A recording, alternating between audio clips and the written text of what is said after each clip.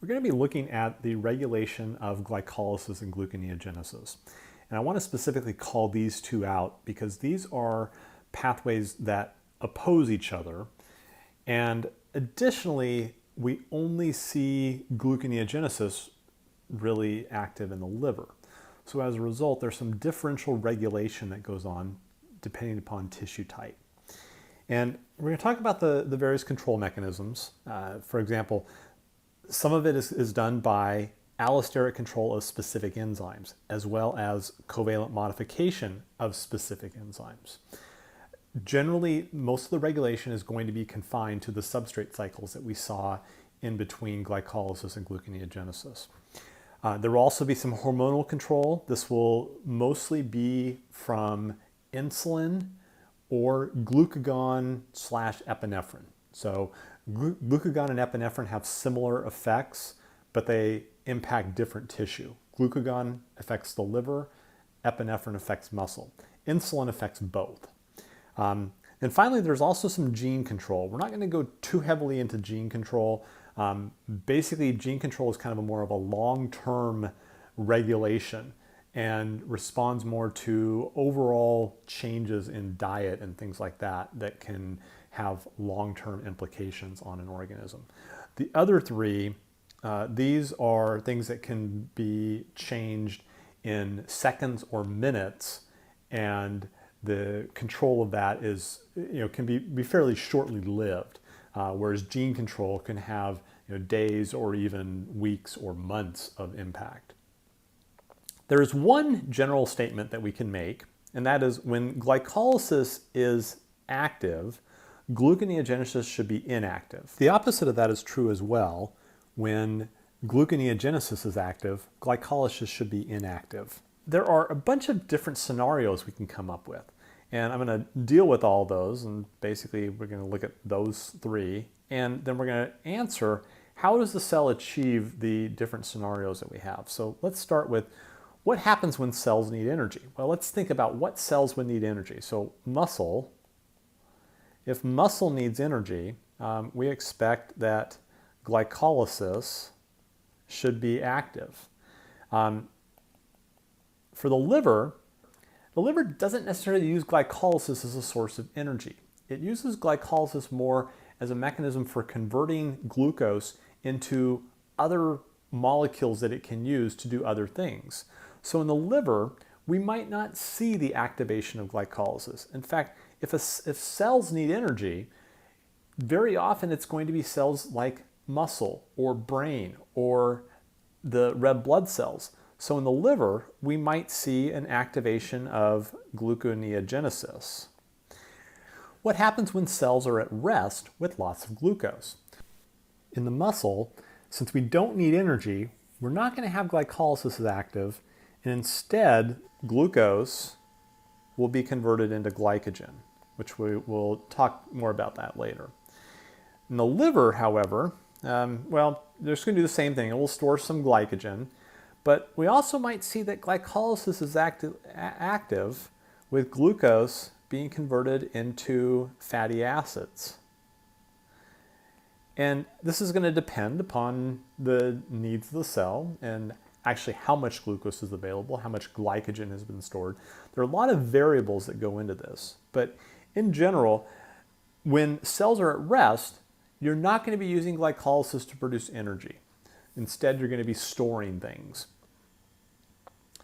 What happens when glucose is low? Well, when glucose is low, the muscle is going to potentially be looking for other sources of energy.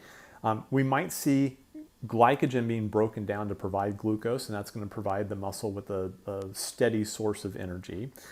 So in the muscle, this is, I'm going to say, variable, because it depends on how much energy is needed and how much glycogen is available. In the liver, when glucose is low, we expect an activation of gluconeogenesis, inhibition of glycolysis. That's pretty much a definite. So now, over the course of the next several slides, we're going to look at how does the cell achieve this. We're specifically going to be looking at the different enzymes of glycolysis and gluconeogenesis and how the cell activates or inhibits specific enzymes to achieve regulation over both glycolysis and gluconeogenesis.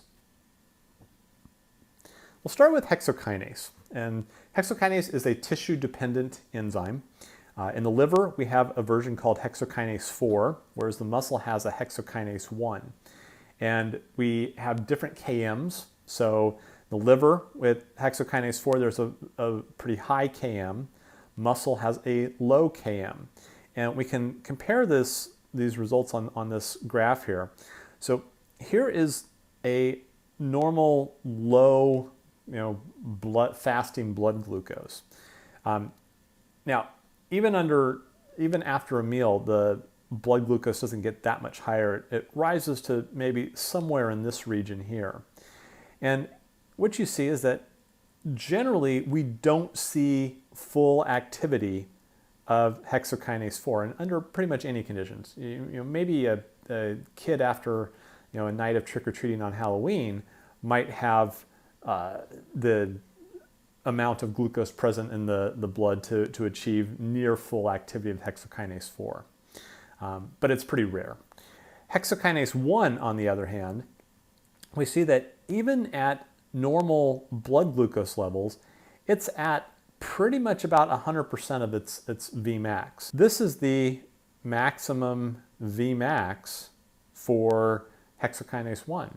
And as a result, whether we're at normal fasting blood glucose or the blood glucose after a meal, we're pretty much always at Vmax. So what that tells us is that if glucose goes into a muscle cell, it's going to get phosphorylated.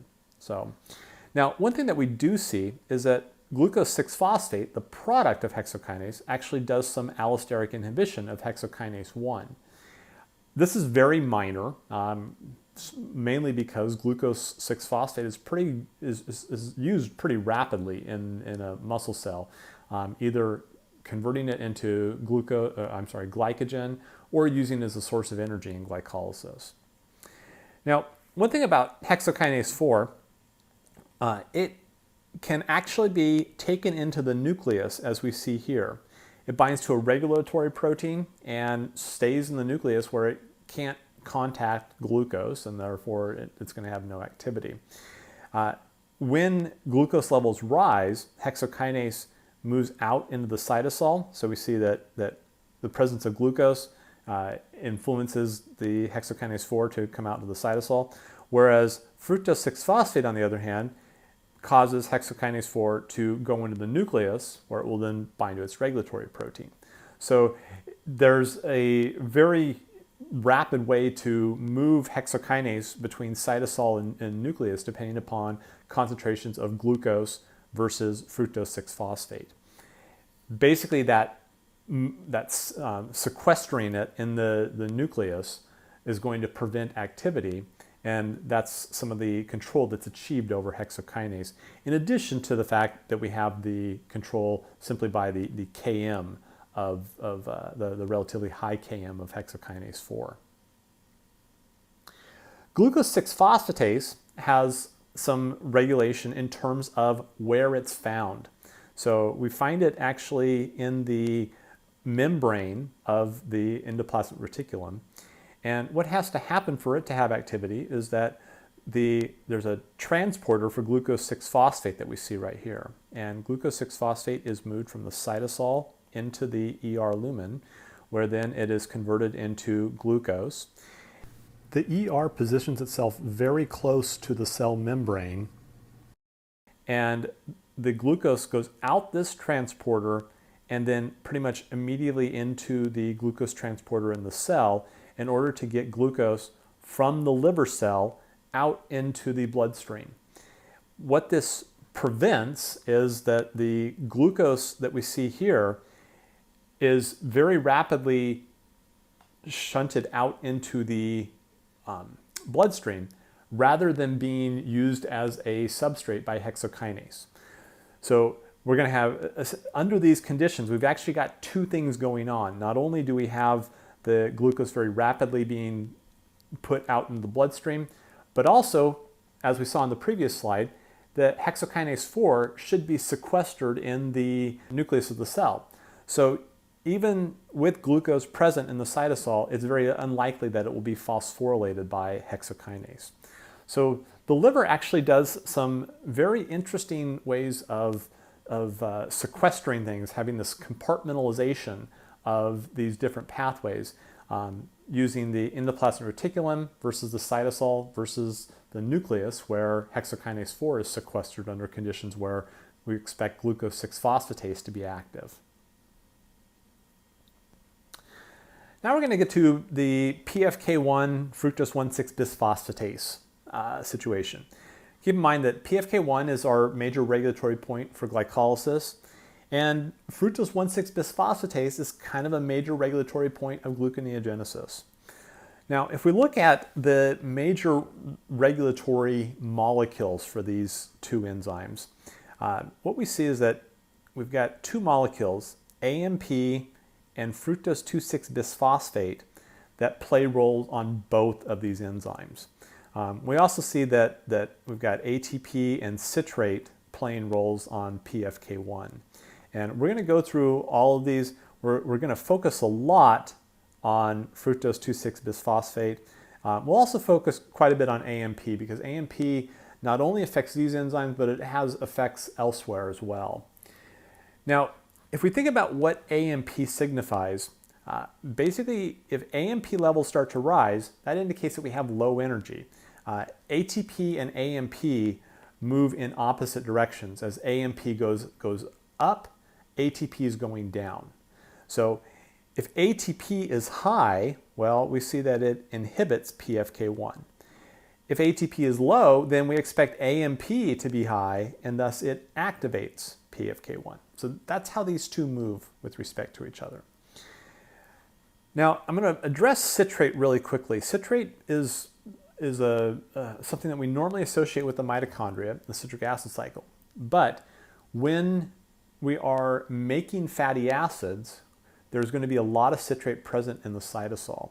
The citrate that we see here, the reason that it inhibits PFK1 is it's going to activate a pathway called the pentose phosphate pathway. We'll discuss the pentose phosphate pathway in a little while.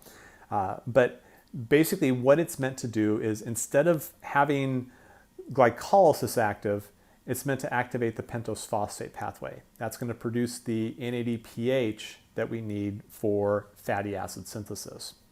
Fructose 2,6-bisphosphate, we're going to spend quite a bit of time on the next couple slides talking about that. But I do want to address ATP right here. Now, the thing to keep in mind is that ATP is a substrate for PFK1, but it's also an inhibitor. One thing we know that glycolysis provides ATP, so ATP is a product of glycolysis.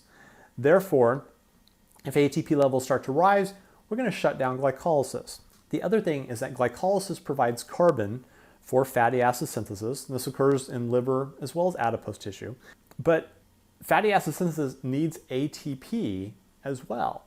So there's a lot of interesting regulation that goes on with ATP as a result of this general need for ATP that goes hand in hand with some of the biosynthetic reactions, like fatty acid synthesis, that rely on glycolysis as a source of carbon. So what we can say about ATP is it's not necessarily clear-cut as to whether or not it's definitely going to activate or definitely going to inhibit a pathway. There are a lot of factors that go into play here. A lot of that is going to deal with the levels of AMP.